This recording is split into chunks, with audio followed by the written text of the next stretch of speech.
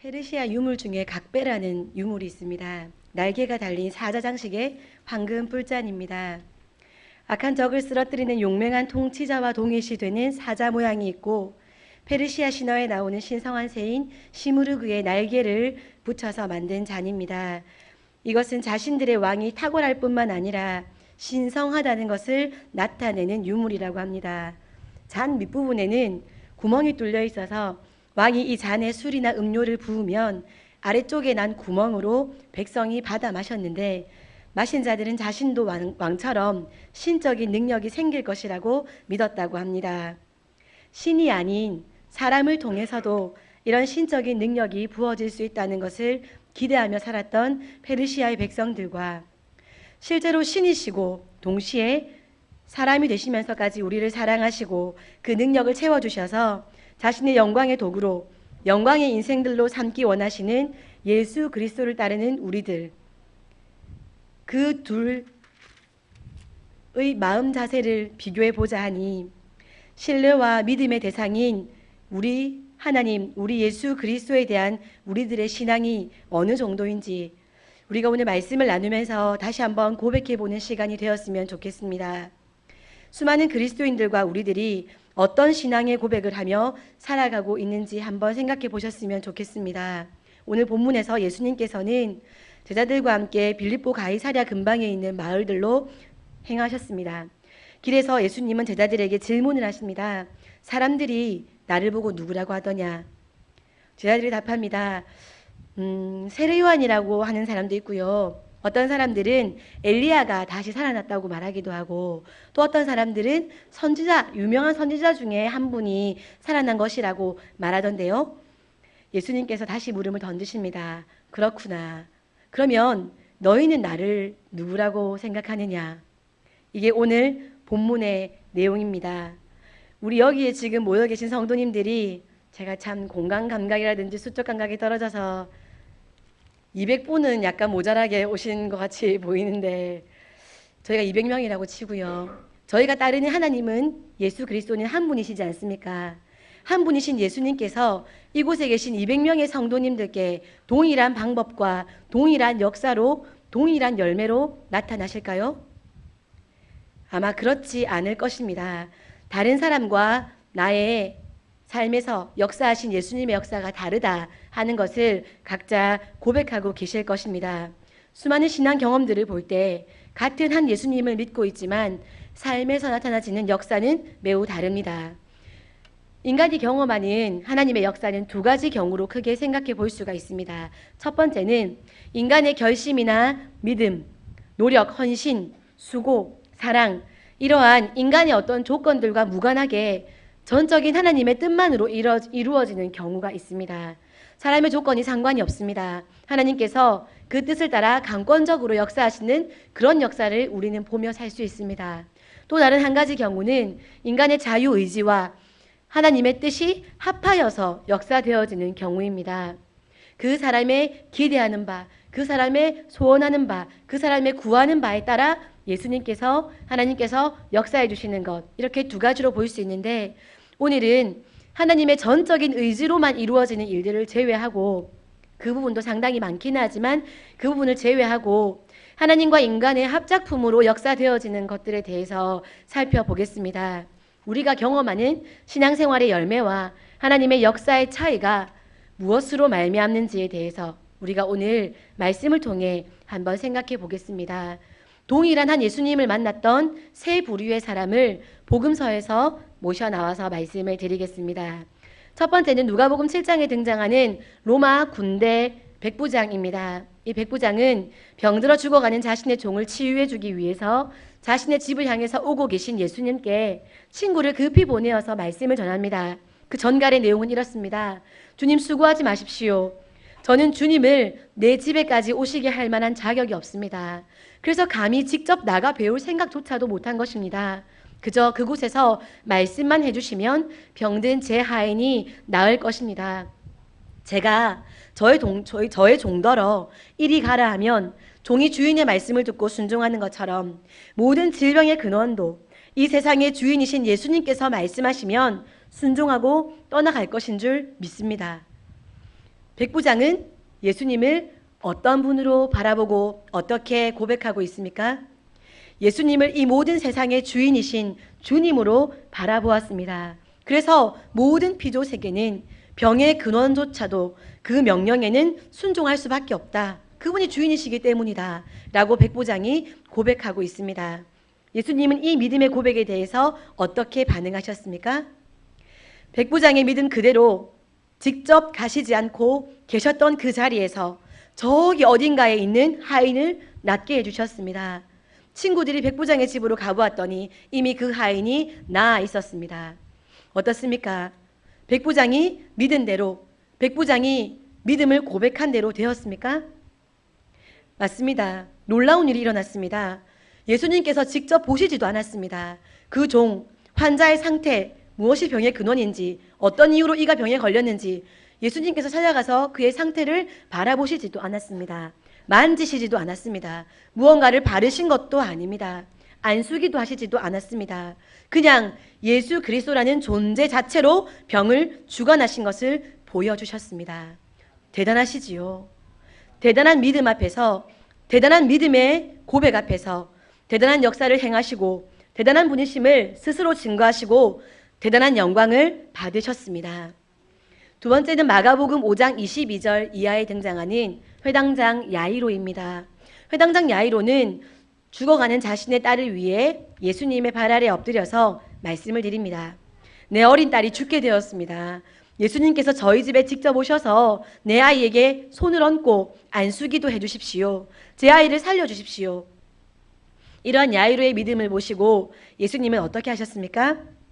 직접 야이로의 집으로 가셔서 가는 도중에 이미 죽은 소녀의 손을 잡고 달리다굼 소녀야 내가 내게 말하노니 일어나라 라고 하시면서 소녀를 일으켰습니다. 그 소녀는 치유되고 회복되어서 걷게 되었습니다. 예수님은 야이로의 딸을 고치기 위해서 직접 그 집까지 가실 필요가 없는 전지전능하신 하나님이십니다. 그런데 왜 야이로를 따라서 직접 그 집까지 가셨을까요? 그것은 야이로의 마음속에 예수님께서 직접 내 딸에게 손을 얹고 기도해 주시면 내 딸이 나을 것이다 라는 믿음이 있었기 때문입니다. 물론 이 믿음도 쉬운 믿음은 아닙니다. 예수님께서 손을 얹어주시면 나을 것이라는 믿음도 대단한 믿음입니다. 그런데 우리 예수님이 이 사건을 통해서 예수님을 볼 때 우리 예수님이 정말 인격적인 분이시구나 하는 것을 느낄 수 있습니다. 나에게 말로도 충분히 치유할 수 있는 능력이 있는데 그것을 알지 못하는 그의 믿음 없음을 꾸짖으시거나 혼내지 않으시고 그가 가진 그릇의 크기대로 그가 원하는 그대로 행해 주셨습니다. 말씀으로만 그냥 치유하셨으면 마음의 생각으로만 치유하셨으면 더 큰 영광을 내가 받을 수 있음에도 불구하고 그 믿음의 고백의 크기가 오셔서 안수기도 해주시면 나을 것입니다 라는 고백이었기 때문에 가셔서 안수기도 해주시고 고쳐주셨던 것을 볼 수 있습니다. 세 번째는 마태복음 13장에 나오는 예수님의 고향 나사렛 마을 사람들입니다. 나사렛 마을 사람들은 예수님이 이스라엘 각 지역에서 어떠한 기적과 능력을 베푸신지 다 들었음에도 불구하고 마태복음 13장 55절에서 57절 말씀에서 예수님을 향해서 이렇게 말합니다. 쟤 누구야? 쟤 그 목수 요셉 아들 아니야? 지금 우리 방금 전에 같이 밥 먹고 왔던 그 야고보 요셉 시몬 유다 그 형이잖아. 어휴 무슨 그런 집안 아들이 이런 능력과 지혜로 역사한단 말이야. 말도 안 돼. 이렇게 말하면서 예수님을 도무지 믿으려고 하지 않았습니다. 이후에 충격적인 기록이 성경에 남겨져 있습니다. 하나님의 아들이신 예수 그리스도께서 전지전능하신 분께서 그분의 사역에서 능력을 행하지 못하십니다. 열매를 맺지 못하십니다. 선지자도 아니고 부흥사도 아니고 하나님의 아들 전지전능하신 예수 그리스도께서 가셨음에도 불구하고 병고침을 받거나 귀신이 떠나가거나 구원을 얻게 되는 그런 기적이 일어나지 않습니다. 왜냐하면 나사렛 마을 사람들이 예수님을 한낱 인간으로만 보았기 때문입니다. 예수님을 육신을 입으신 하나님의 아들로 보지 않았기 때문에 예수님은 그곳에서 하나님의 일을 행하실 수 없었습니다. 그들에게 그만한 믿음의 고백만 들으셨기 때문입니다. 오늘날도 마찬가지입니다. 일부 철학자들을 비롯해서 상당수의 사람들은 예수님을 아예 존재하지 않는 분으로 여기는 사람들은 빼고 상당수는 예수님을 2000년 전에 이스라엘에 살았던 분이라는 것은 알고 있습니다. 특히 지식적으로 잘 아는 사람들은 예수님이 실제로 2000년 전에 살았던 분이라는 것은 알고 있습니다. 그리고 예수님께서 아주 도덕적이시고 선하신 분이셔서 가난한 자, 약한 사람들을 도와주신 마음 좋고 선하신 분이라는 것, 모범적인 분이라는 것을 고백하고 있습니다. 그래서 예수님을 성인이라고 생각하며 삽니다. 그러나 그들은 예수님께서 이 땅에 생명을 주시려고 오신 하나님의 생명의 떡이라는 것은 믿지 않습니다. 예수님은 요한복음 6장에서 나는 생명의 떡이라 나를 먹으라 그리하면 너희는 결코 줄이지 않을 것이다 라고 말씀하시는데 생명의 떡이신 예수님을 생명의 떡으로 보지 않으니까 사람들은 떡의 모습을 관찰하면서 그 떡을 통해 내가 어떤 이익을 얻을 수 있을 것인가, 내가 예수님을 잘 관찰하여서 그분의 어떤 좋은 부분을 배울 것인가, 이렇게 예수님을 바라보고 관찰하기만 한다는 것입니다. 나의 근본적인 아무도 해결할 수 없는 영적인 구원을 이루실 뿐 아니라 이 땅에서의 내 삶에서도 직접 살아서 역사하시고 해결해 주시고 위로해 주시고 함께 하시고 기뻐하시는 그 예수님을 기대조차 하지 않고 살아간다는 것입니다. 그들은 예수님을 바른 믿음으로 바라보고 기대하지 않기 때문에 그들의 삶 속에서 진정으로 필요한 모든 것들을 예수님으로부터 전혀 받지 못하고 살아가고 있는 것입니다. 주겠다고 하시는데도, 주려고 이 땅에까지 내려오셨는데도 불구하고 받지 못합니다. 영혼의 구원을 비롯하여서 내 삶의 가장 행복한 길도 그 길이 어디인지도 알지 못하고 그 길이 어디인지 알지 못하니 바라보지도 못하고 그 길을 꿈꾸지도 못하고 그 길을 향해서 발걸음을 내딛지도 못하는 삶을 살아갑니다. 그들이 누구입니까? 바로 나와 함께 밥을 먹고 잠을 자는 우리 가족 중에 한 명일 수 있고 나의 친구일 수 있고 나의 직장 동료일 수 있고 나의 친족 중에 한 분일 수 있고 나의 태신자일 것입니다. 그렇다면 우리는 그리스도인들은 예수 그리스도를 믿고 따른다 하는 저와 여러분은 예수님을 어떤 분으로 바라보며 예수님을 어떤 분이라고 고백하며 살아야 하겠습니까? 우리가 어떻게 예수님을 고백할 때에 우리 자신에게 그것이 은혜가 될 것이고 하나님께 영광이 될까요? 내 남편이, 내 아내가, 내 친구가, 내 가족이, 우리 목사님이, 우리 구역장님이 고백하는 예수님이 아니라 객관적인 관점에서 보여지는 그런 예수님이 아니라 내가 고백하는 예수님이 실제로 내 삶에서 직접적으로 역사하시고 그 열매를 내가 먹으며 살게 됩니다. 우리나라의 신앙 초기에 그리고 우리들 중에서도 신앙의 초반기에는 정말 예수님 말고는 아무것도 보이지 않아서 당장 먹을 쌀이 없어도 모든 것을 다 드려도 내일 뭐 먹지? 쌀이 없는데? 생활비가 없는데? 그런 걱정조차 되지 않았던, 그리고 부흥회라는 곳에 가보았더니 너무 감동적이고 은혜가 되어서 결혼 반지도 빼서 헌금함에 넣었던 분들이 여기 어딘가에도 계신지 모르겠습니다. 다른 사람들은 이렇게 말할 수 있습니다. 뭘 그렇게 밥까지 굶어가면서 그렇게 기도를 하냐? 무슨 그렇게 밤마다 가가지고 기도를 하냐?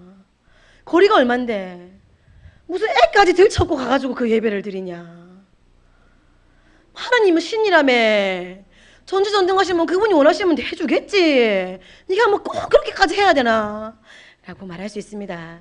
그리고 사실 내가 젊을 때 결혼 반지 그 헌금함에 넣었던 사람이지만 지금 그 말하면은 사람들이 광신자다 그럴까봐 말 안 하고 아닌 척하고 계신지 모르겠지만 그때는요 우리 가족의 구원을 반드시 이루어 주실 하나님에 대한 믿음으로 나의 삶의 형편과 아픔을 해결해 주실 하나님에 대한 믿음으로 내 하나님의 복음으로 왕성해질 하나님의 집 교회가 세워질 것이라는 믿음으로 목이 쉬어라 몸이 상하도록 아이를 들쳐 업고도 예배드렸고 기도했고 소원했던 그런 순수한 믿음이 우리나라 처음 신앙의 모습이었고 우리 신앙 선배들의 삶이었고 어쩌면 여기 계신 우리 성도님들의 신앙 초기의 삶이었을지도 모르겠습니다.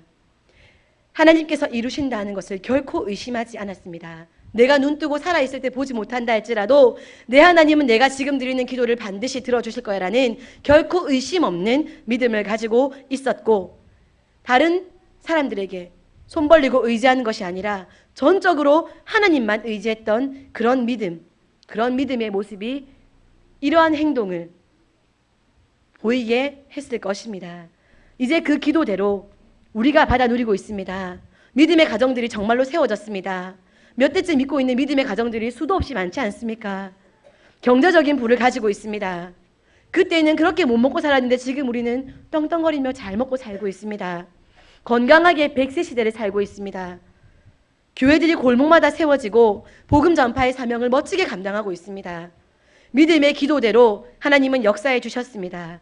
반드시 이루어질 것에 대한 믿음이 있었고 다른 아무것도 의지하지 않고 하나님만 전적으로 의지했던 순수한 믿음이 있었습니다. 그 믿음의 역사가 바로 우리들입니다. 그렇다면 지금의 우리는 어떻습니까? 내 믿음의 순수함과 순전함과 전적으로 주님만 의지했던 그 겸손함이 처음 신앙을 시작했을 때, 예수님을 처음 만났을 때 그때와 마찬가지로 여전히 있다고 생각하십니까? 처음 신앙생활 할 때보다 지금 나는 좀 더 성숙한 것 같습니다 라고 여기시며 사시는 분들도 계시다고 생각합니다. 그러나 저는 아닙니다. 저는 옛날에가 더 예뻤습니다. 처음 신앙생활 했을 때, 또 청년이었을 때 아무도 나한테 기대해 주지 않고 나한테 관심 없고 그냥 나는 내가 나를 붙잡지 않으면 아무도 기대하지 않기 때문에 내가 선택하는 대로 방탕한 삶도 살 수 있고 내가 선택한 대로 쉽게 살 수 있고 내가 선택한 대로 그냥 몸이 재밌게 살 수도 있었지만, 그때 아무도 나에게 기대하지 않았을 때 나를 향한 기대의 말씀을 해주셨던 그 하나님을, 그 예수 그리스도를 처음 만났을 때 그때 저는 더 예뻤습니다. 새벽기도 간다고 아침에 일찍 일어나서 학교에서 졸리고 힘들면 어쩌지? 공부 제대로 못하면 어쩌지? 그런 생각 한 적 없었습니다. 통장의 잔고가 영원히 될 것이라도 헌금 드리는 것이 두렵지 않았습니다. 한 끼 안 먹어도 괜찮은데 하나님은 한 끼 안 굶기시더라고요. 제가 저를 붙잡고 제가 저를 돌보는 것보다 하나님께서 나를 돌봐주시는 게 훨씬 좋았습니다. 그런 경험들을 수없이 했습니다. 셀 수 없이 경험했습니다. 하나님은 고와 같이 저를 내버려 두시지 않으셨습니다. 그런데 그런 경험들을 그렇게 수없이 하고도 지금 신앙생활을 30년 가까이 했는데 더 성숙하지 못한 것이 너무 죄송할 따름입니다. 분명히 그런 경험을 했다면 더 성숙해져야 하는데 그런 경험이 나를 더 안이하게 만들어버린 것이 너무 하나님 앞에서 부끄럽고 죄송해서 잘못하고 있구나 하는 것을 알고 있습니다. 그래서 너 잘못하고 있어. 다시 하고 저에게 말할 수 있습니다. 과거에 그 순수했던 기억이 있기 때문입니다.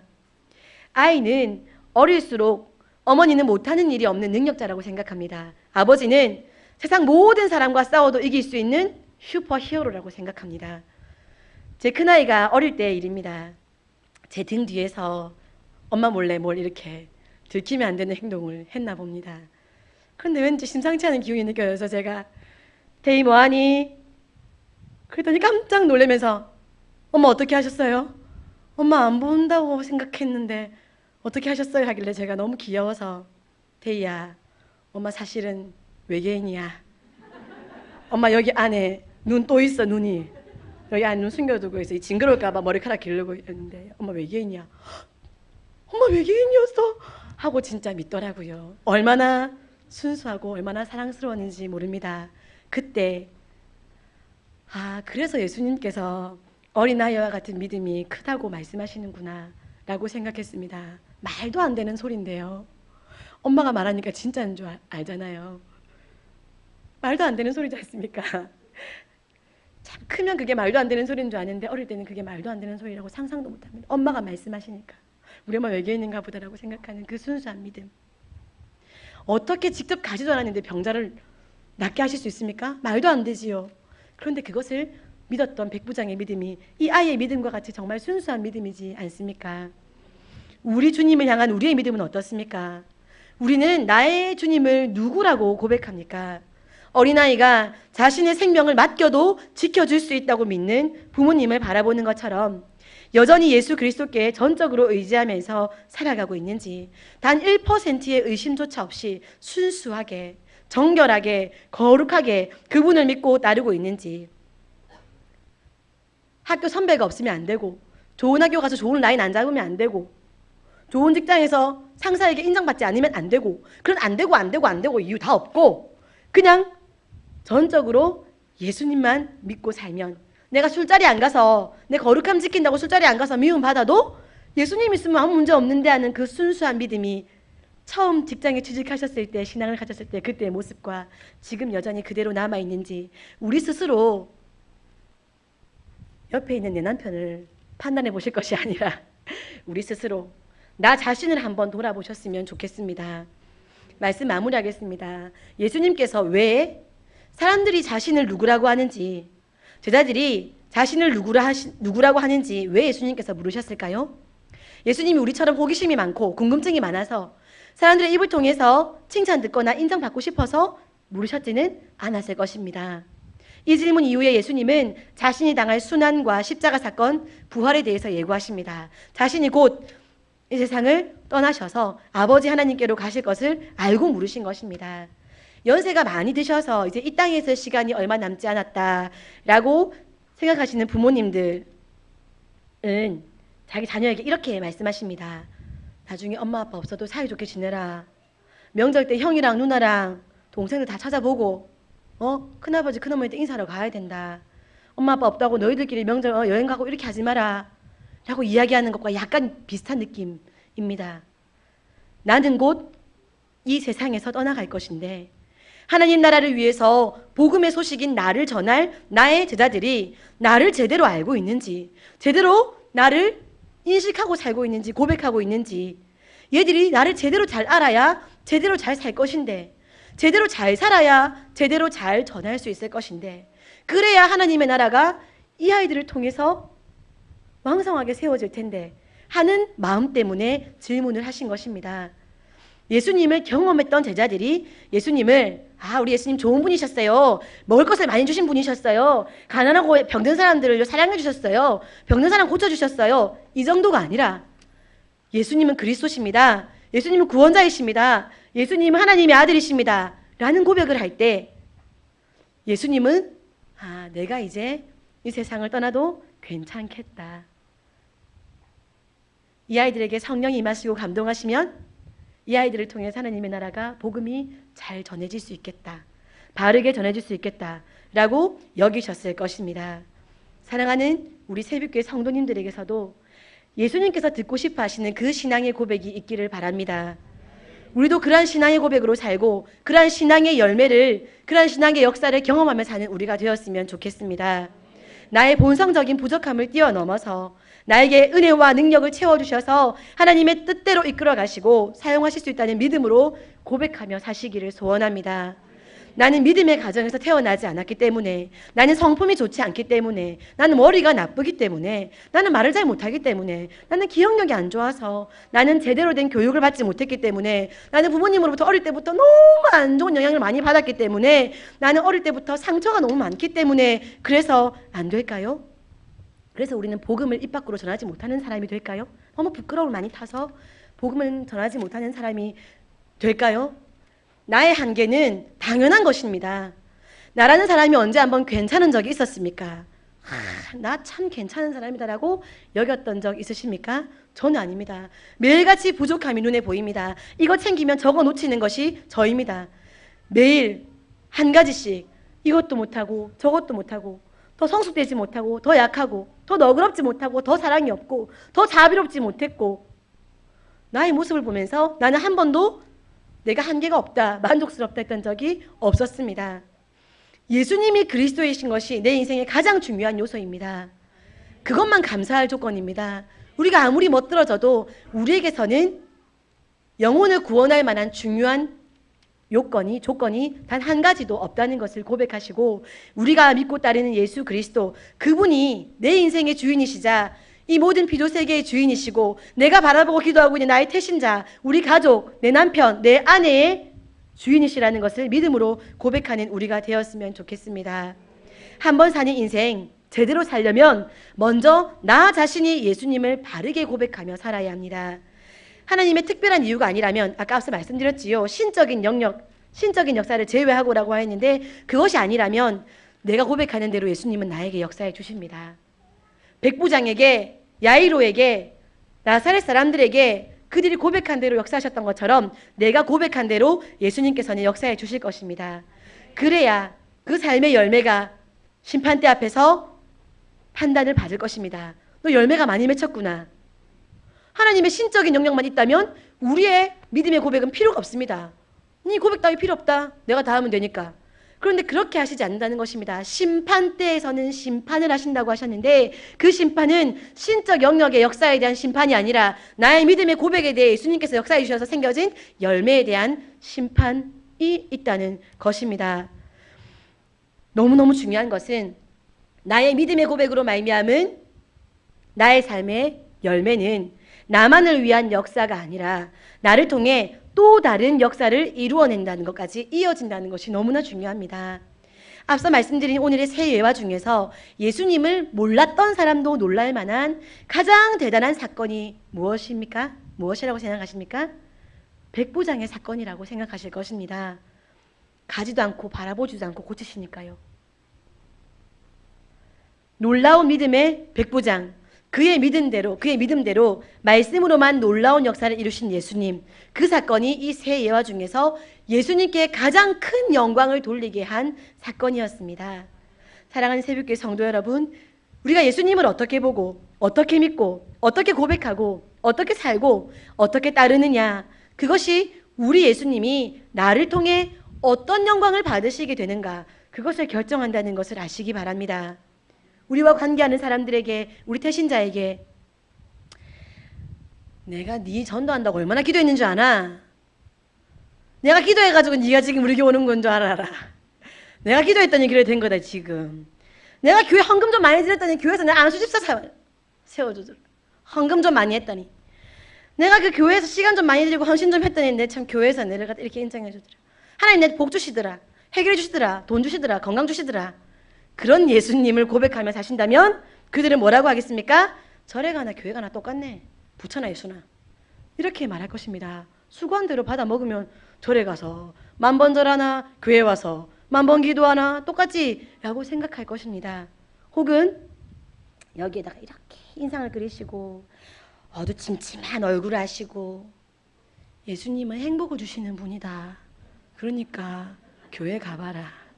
이렇게 고백을 하시면 참 나의 신앙 고백으로 그 사람이 정말 교회 가면 행복해지겠구나 라고 생각이 들기 어렵겠지요. 지금 제가 말씀드린 것은 신적인 영역을 다 제외한 것입니다. 그러니까 오해나심, 하나님께서 강권적으로 그 사람을 전도하실 수 있다는 부분은 제외하고, 혹은